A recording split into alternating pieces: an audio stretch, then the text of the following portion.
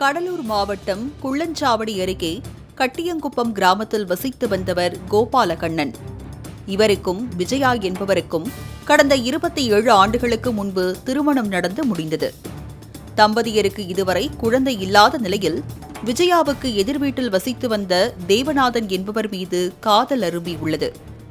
கோவையில் கடந்த 5 ஆண்டுகளாக வேலை பார்த்து அவ்வப்போது விடுமுறையில் வீட்டிற்கு வரும் கண்ணன் மனைவியின் அந்தரங்க காதலை கேட்டு அதிர்ச்சிக்குள்ளானார்.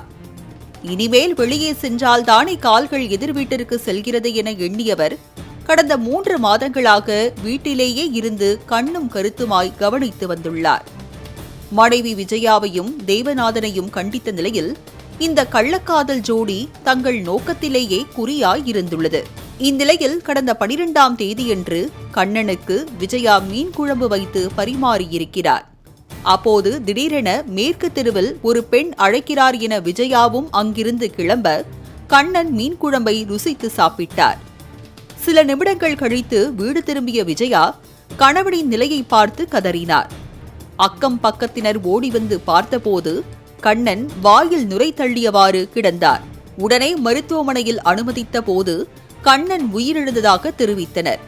இதுகுறித்து கண்ணனின் தந்தை ராதாகிருஷ்ணன் குள்ளஞ்சாவடி காவல் நிலையத்தில் விஜயா மீது புகார் அளித்தார்.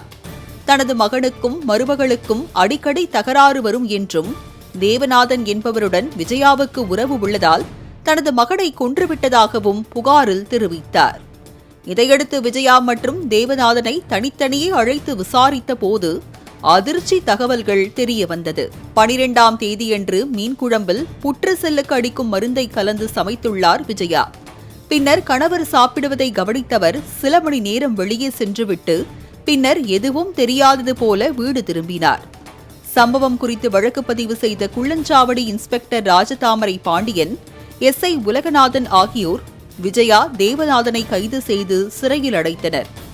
கள்ளக்காதலுக்கு இடையூறாக இருந்ததாக கணவனை விஷம் வைத்து கொன்ற பெண்ணின் செயல் அப்பகுதியினர் மத்தியில் அதிர்வலையை ஏற்படுத்தி உள்ளது.